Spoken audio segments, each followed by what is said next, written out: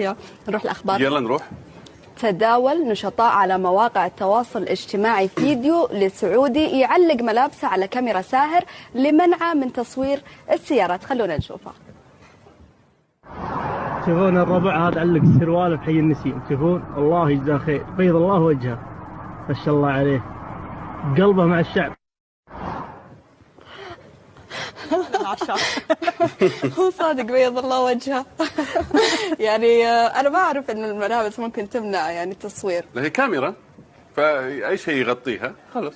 بس حبيت تعليقه انه قلبه مع الشعب. انا لا اشوف انه سرواله هو اللي صار عند الشعب. سرواله مع الشعب. لا انت الحين لو كنت ماشيه في شارع ولقيتي هذه خلينا نقول اكيد بضحك.